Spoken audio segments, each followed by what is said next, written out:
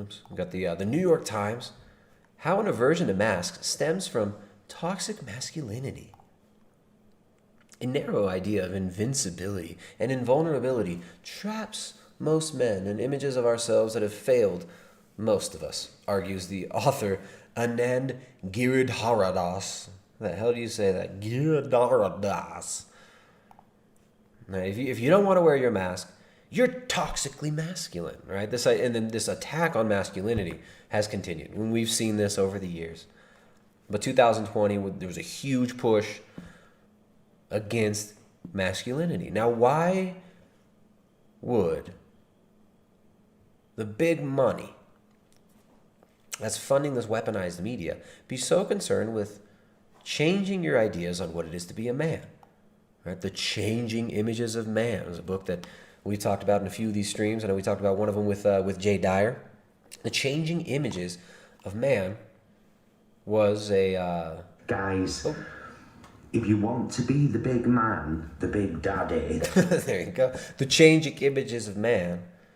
Stanford Research Institute put this white paper out talking about how we need to change man's image of himself in order to bring in a new global consciousness. Carnists will try to befriend you. They'll try to say, the vegan ideology, you've been brainwashed, come over here. That's brainwashing.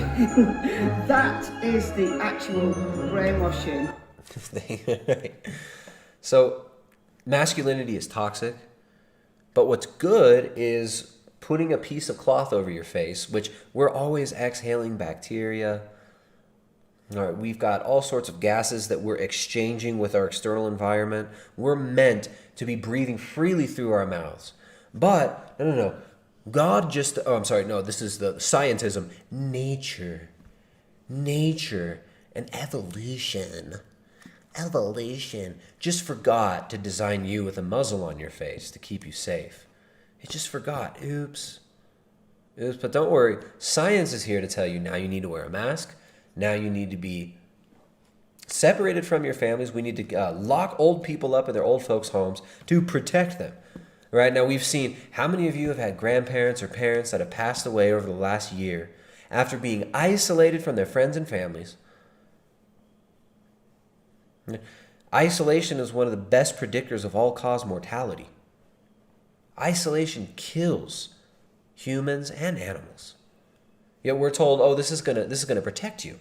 We're gonna decrease your oxygen levels, which also makes us chronically hypoxic, which makes us more prone to infection and disease and viral pneumonia. We trap all this nasty bacteria and stuff on our face and are constantly breathing it, blocking our face, right? Marring the image of God, the image and likeness of God. We're made in the image and likeness of God. But no, we're told you're not made in the image and likeness of God anymore. You're just a rock that evolved into a monkey, and then somehow became conscious of this, and now you're gonna become a god. If you just listen to the science, we're gonna make you a god. You're gonna transcend this mere humanity and live forever. And the worst thing that can happen is if you die. The worst thing can happen. Worst thing can happen is you can die. Yet these same people at the World Economic Forum, Sadhguru, Bill Gates, they've all been saying we need to get rid of people. Meaning, we want to get rid of you. We think there's too many of you, but we're going to save you. Come line up and we'll shoot some happy health into you. Right? This is 2020 in a nutshell right there. So